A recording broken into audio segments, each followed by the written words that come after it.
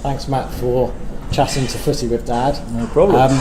One of the reasons, or the main reason I started Footy with Dad, is when my son Jake was born, he had severe respiratory issues, and I often sat by his bedside hoping one day he'd be well enough for me to take him to a football match.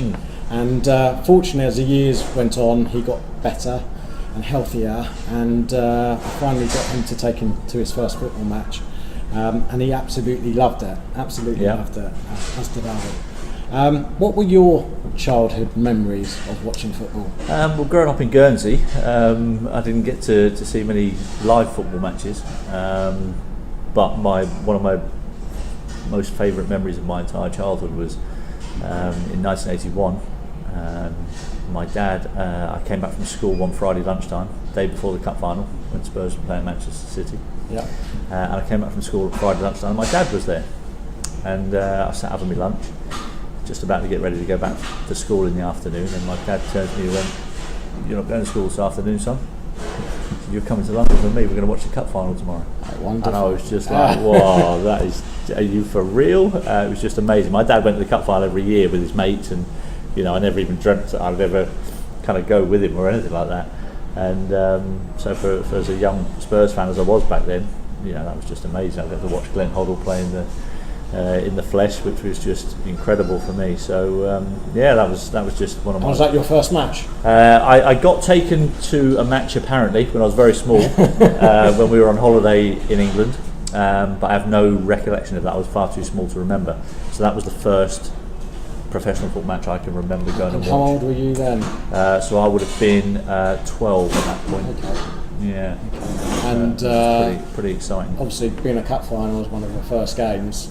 Is that the game that really stood out for you from your childhood? Well, actually, the replay probably stood out a little bit more. It was a much better football match, to be honest. Obviously, Glenn Hoddle's deflected free kick got the draw. Tommy Hutchinson scored a terrific goal for City that day. The replay is one that kind of sticks out in my memory more than anything, just for the Ricky Villa. And the still Ricky Villa. it was an amazing game of football, and I think that game probably more than anything stands out for me. The first football match I can actually remember watching on television, bizarrely enough, was the 1976 FA Cup final when Southampton beat Man United. And I can remember I was always a great champion of the underdog, and Cup final day, was the only game that was televised live all season pretty much. So I would always support the underdog on Cup final day. So I can remember cheering for Southampton when Bobby Stokes scored as well, which scroll forward 10 years and there I was making my debut for him. Excellent. And did you have ambitions then of being a professional footballer and playing at Wembley?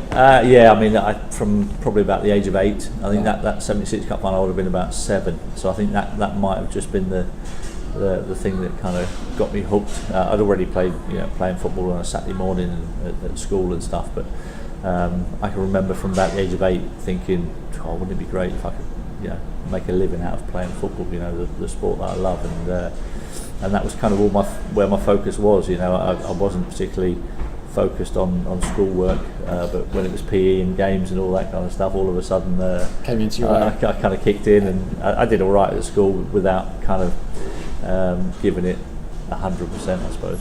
And did you enjoyed the emotional bond going with your dad? It was an amazing weekend. I can still remember bits of the weekend. I was only a kid, but still remember turning up at the hotel and the excitement of kind of walking up Wembley Way, and it was just amazing. And then finally getting out onto the when you go into the stadium and walking up those steps and just seeing Wembley. I watched it on the TV and it was just, wow, this is just incredible. Excellent. Yeah. And obviously I know you probably don't get a chance to go to too many games because you're on our screens mostly, but do you get a chance to go take your kids to football? Still when I'm when Southampton aren't playing at 3:00 on a Saturday, then I can still get to go and watch that. My two elder kids who are grown up now, they kind of watched me a little bit towards the end of my career when they were growing up. I've now got an 8-year-old little girl who I took to St Mary's probably for the first time when she was about 4 or 5. We went to a pre-season friendly when I knew it would be a bit quieter, and when I sat over the other side of the stand and just let her play around a little bit, and she wasn't particularly interested in that, but she has been to a few games since, and she's not really hooked yet. So I'm hoping that as she gets a little bit older, she might get a little bit more into it. So she tends to kind of take some amusement and play on her iPad while the football's going on, which is obviously quite shocking, really. Excellent. Obviously, you've scored many a great goal, and I think you've gone on record saying probably the best goal you scored was against your good friend at Blackburn. Indeed. What meant more though, that goal or your last goal, or the last goal scored at the Dell against Arsenal? I think in terms of meaning more, I think the last goal at the Dell was pretty special moment in my career. You know, I'd been injured most of that season. I hadn't scored not a lot of people realise that I hadn't scored a Premier League goal all season. It was my first Premier League goal that season. I think I scored one in the League Cup or something, and I'd been injured quite a lot of the season. And Stuart Gray, who was manager of Southampton at the time, came up to me. I think it was on the Tuesday before the game, and just said, "Look, on the weekend," he said, "when the final whistle goes, you and Franny Benali," he said, "both of you will be on the pitch. I'll guarantee you that, because for what you've done for the football club over these last 15 years or so, you deserve to be on that pitch." And so I don't think he ever kind of envisaged throwing me on at 2-2 and me going on and score the winning goal. And you nearly, but I did. Yeah, and you nearly scored though after that. There was another chance. I mean, it was in the 88th minute when I scored, and I thought, well, that's nice, that'll do. And then Chris Marsden had a chance from the edge of the box, and he struck it pretty well. And Alex Manninger in the Arsenal goal just tipped it over the crossbar. And I can remember running across the penalty box to go and take the corner. And I remember running across thinking, I really want to go and shake his hand, the goalie, and just go, "Thanks, mate." I thought probably wouldn't have looked great, so I went and take the corner, and I didn't want to whip the corner in case somebody scored from it, so I just took a short corner to Wayne Bridge, and as I took the short corner, the referee blew the final whistle. So that's brilliant. Get in. Excellent. It's mine. No one can take that away from you. Absolutely. As a fanatical Spurs supporter, obviously I was a teenager in the early 90s. There were strong rumours that you may or could have joined Spurs. But obviously never did. No. Any reason that didn't come out? I think there were family reasons mostly. I think there were I was only 21 at the time. I'd only really had, that was my first proper full season in the first team at Southampton. And one of the reasons I wasn't sure if that was the right time for me to make a move of that magnitude. I was just about to get married. Loved to have seen you at the lane. Just about to get married the first time around at the end of that season as well. So that was kind of a contributing factor as well. So it didn't happen. And I'm now 49 years old, and to this day I don't regret any of the decisions I made. I had chances to move on to other clubs.